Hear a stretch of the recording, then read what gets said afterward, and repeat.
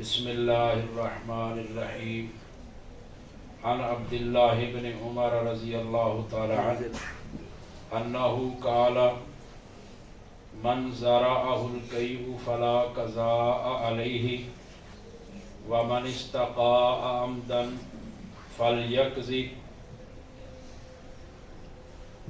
پیچھے گزشتہ دو دروس میں نے دو چیزیں بیان کی تھی جن کی وجہ سے روزہ ٹوٹ جاتا ہے۔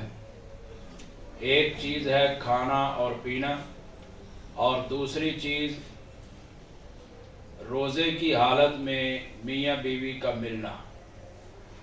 تیسری چیز جس کی وجہ سے روزہ ٹوٹتا ہے وہ ہے قے کرنا، لیکن اس میں کچھ تفصیل ہے۔ سب سے پہلی بات اس میں یہ ہے کہ امام ترمذی رحمہ اللہ نے سنن ترمذی میں سیدنا ابو ہریرہ رضی اللہ تعالیٰ عنہ سے ایک روایت بیان کی ہے رسول اللہ صلی اللہ علیہ وسلم سے کہ من زارعہ القیء فلا قضاء علیہ، کہ جس بندے پر قے غالب آ جاتی ہے اس پر کوئی قضا نہیں، یعنی اگر بندے کے اختیار کے بغیر قے آ جاتی ہے تو اس کا روزہ نہیں ٹوٹتا۔ وَمَنِ اسْتَقَاءَ عَمْدًا فَلْيَقْضِ، اور جو جان بوجھ کر قے کرے اس پر قضائی لازم ہے، وہ قضائی دے گا۔ یہ حضرت ابو ہریرہ رضی اللہ تعالیٰ عنہ نے مرفوع روایت بیان کی ہے نبی صلی اللہ علیہ وسلم سے، لیکن نبی صلی اللہ علیہ وسلم سے یہ روایت صحیح ثابت نہیں ہے۔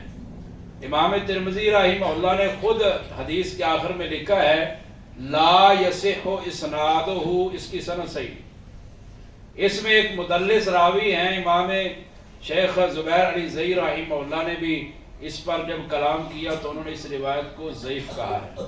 ہاں، سیدنا عبداللہ ابن عمر رضی اللہ تعالیٰ عنہما سے مروی ہے بہقی کے اندر، عبداللہ بن عمر رضی اللہ تعالیٰ عنہما کا یہ فرمان ہے کہ جس بندے پر قے غالب آ جائے، یعنی اس کے اختیار کے بغیر قے آ جائے، تو اس پر کوئی قضائی نہیں، فلا قضاء علیہ، اور جو جان بوجھ کر قے کر دے اس پر روزہ جو ہے وہ اس کی قضائی لازم ہو جاتی ہے، اس کا روزہ ٹوٹ جاتا ہے۔ حضرت عبداللہ ابن عمر رضی اللہ تعالیٰ عنہما کا یہ جو قول ہے یہ مرفوع حکمی کے حکم میں ہے، یعنی یہ ایسے ہی ہے جیسے رسول اللہ صلی اللہ علیہ وسلم کا قول ہے۔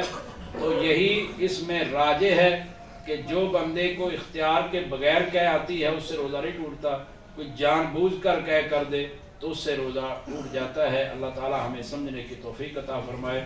سبحان ربک رب العزت عما یصفون وسلام علی المرسلین والحمد للہ رب العالمین۔